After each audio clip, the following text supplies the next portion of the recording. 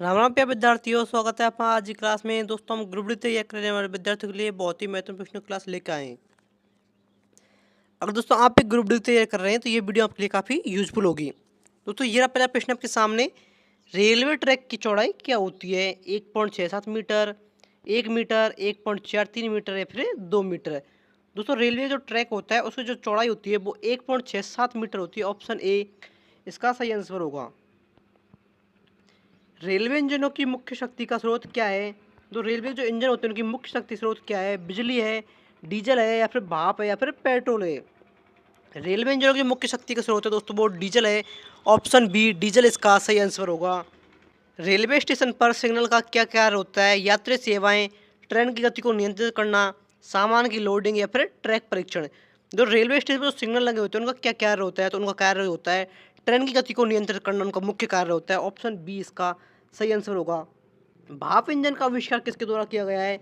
James Watt के द्वारा, Thomas न्यूकोमन के द्वारा, जॉर्ज स्टीफेसन के द्वारा या फिर रॉबर्ट फुल्टन के द्वारा।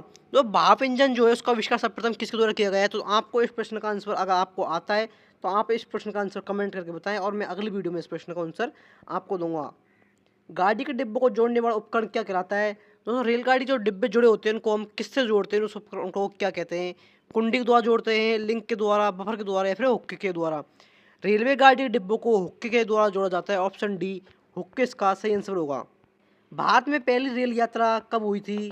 1853 में, 1860 में, 1880 में या फिर 1900 में? भारत की जो पहली रेल यात्रा है वो 1853 में हुई थी। ऑप्शन ए 1853 इसका सही आंसर होगा।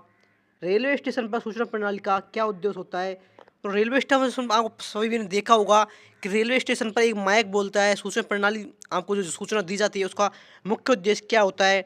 ट्रेन के समय की जानकारी देना, यात्रियों को सुविधाएं देना, सामान की लोडिंग करना या फिर सुरक्षात्मक उपाय करना।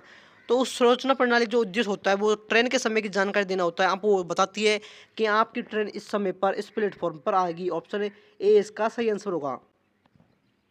भारतीय रेलवे में प्रयोग होने वाला मुख्य ट्रैक क्या है? भारतीय रेलवे में सबसे अधिक किस ट्रैक को उपयोग किया जाता है? मानक ट्रैक का, चौड़ाई ट्रैक का, संकीर्ण ट्रैक का या फिर व्यापक ट्रैक का? भारतीय रेलवे में जो दोस्तों है मानक ट्रैक का सर्वाधिक प्रयोग किया जाता है। ऑप्शन ए मानक ट्रैक इसका सही आंसर होगा। रेलवे की प्रमुख सुरक्षा एजेंसी का नाम क्या है? RPF, CRPF, BSFF, NCC. दोस्तों, रेलवे की जो प्रमुख सुरक्षा एजेंसी है उसका जो नाम है वो आरपीएफ है। आरपीएफ इसका सही आंसर होगा। रेलवे पुलिस फोर्स इसका सही आंसर होगा। ये रेलवे की मुख्य सुरक्षा एजेंसी है। भारतीय रेलवे का मुख्यालय कहाँ स्थित है? नई दिल्ली में, मुंबई में, कोलकाता में या फिर चेन्नई में? भारतीय रेलवे का जो मुख्यालय है वो नई दिल्ली में स्थित है। ऑप्शन ए इसका सही आंसर होगा। ट्रेन के पहियों का व्यास कितना होता है? बता दोस्तों, ट्रेन में जो पहिए होते हैं उनका व्यास कितना होता है? 0.5 मीटर, 0.9 मीटर, 1 मीटर या फिर 2 मीटर? ट्रेन के पहियों का जो व्यास होता है वो 0.9 मीटर होता है। ऑप्शन बी करेक्ट आंसर होगा। कौन सी प्रणाली रेल की गति को स्वचालित निगरानी करती है? ऐसी कौन सी प्रणाली जो रेल की जो गति होती है उसकी निगरानी करती है? डीटीएस, एटीएस, आरडीएस या फिर जीपीएस? एटीएस के द्वारा जो है रेल की गति का जो है निगरानी रखी जाती है। एटीएस इसका सही आंसर होगा। भारतीय रेलवे में इलेक्ट्रिक इंजन का आविष्कार किसने किया? जेम्स वॉट ने, थॉमस न्यूकोमेन ने, बोल्टा ने या फिर एमसी गॉडरेज ने? भारतीय रेलवे में जो इलेक्ट्रिक इंजन का आविष्कार है वो बोल्टा के द्वारा किया गया था। ऑप्शन सी बोल्टा इसका सही आंसर होगा। किस रेल ट्रैक का उपयोग उच्च गति वाली ट्रेनों के लिए किया जाता है? मानक ट्रैक का, चौड़ाई ट्रैक का, विद्युत ट्रैक का या फिर उच्च गति ट्रैक का? उच्च गति ट्रैक का जो उपयोग है वो उच्च गति की ट्रेनों के चलने के लिए किया जाता है। ऑप्शन डी उच्च गति ट्रैक इसका सही आंसर होगा। इंजन का धुआं निकलने वाली प्रणाली को क्या कहते हैं?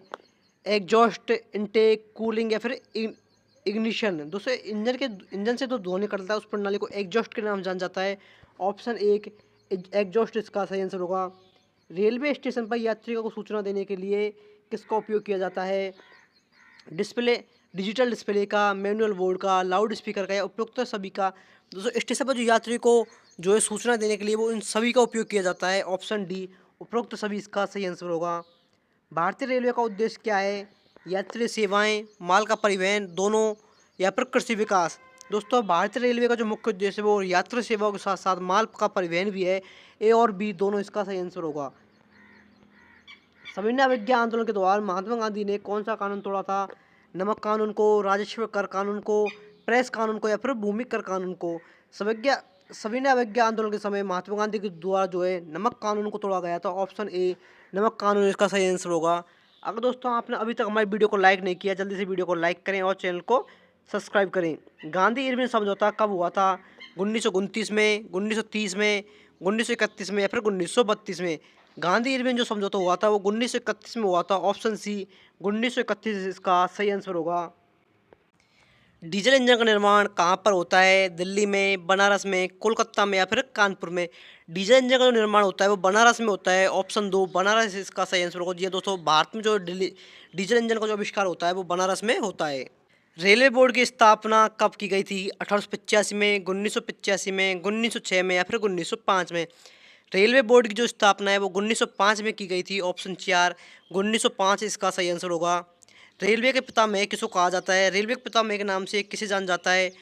अटल बिहारी वाजपेयी को, बाल गंगाधर तिलक को, स्टीफन को या फिर जेम्स बॉन्ड को? रेलवे के पितामह के नाम से स्टीफन को जाना जाता है। जी हाँ दोस्तों, स्टीफन को ही रेलवे के पितामह कहा जाता है। भारत में रेलवे का आरंभ किस सन में हुआ था? 1853 में, 1985 में, 1906 में या फिर 1905 में? भारत में जो रेल का आरंभ हुआ था वो 1853 में हुआ था। ऑप्शन ए इसका सही आंसर होगा। और दोस्तों आप मुझे कमेंट करके बताएं कि भारत में सर्वप्रथम रेल कहाँ पर चलाई गई थी और उसकी दूरी कितनी थी?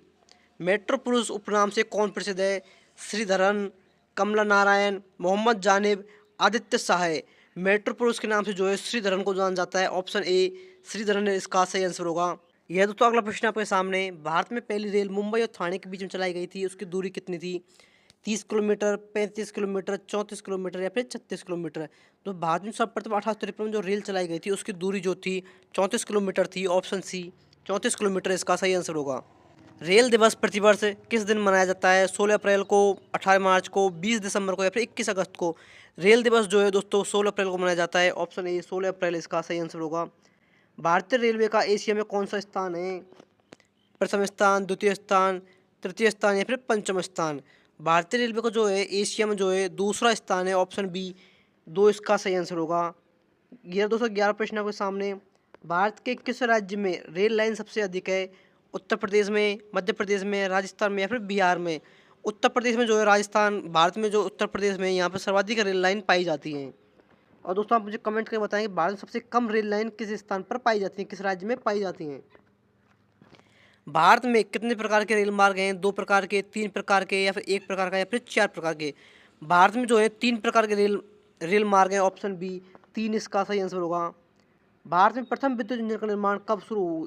भारत में प्रथम विद्युत इंजन का निर्माण कब से शुरुआत हुई थी? 1885 में, 1985 में, 1906 में, फिर 1971 में? 1971 इसका सही आंसर होगा। ऑप्शन डी 1971 इसका सही आंसर होगा। सोन नदी पर बने भारत के सबसे लंबा पुल जो है उसका नाम क्या है? गांधी सेतु, नेहरू सेतु, इंदिरा सेतु या फिर भगत सेतु? दोस्तों सोन नदी पर भारत का सबसे लंबा पुल बना हुआ है, उसे नेहरू सेतु के नाम से जाना जाता है। ऑप्शन बी इसका सही आंसर होगा। तो आज की क्लास को हम यहीं पर समाप्त करते हैं। अगर आपको हमारी वीडियो अच्छी लगी हो तो वीडियो को लाइक करें, चैनल को सब्सक्राइब करें। धन्यवाद। राम राम।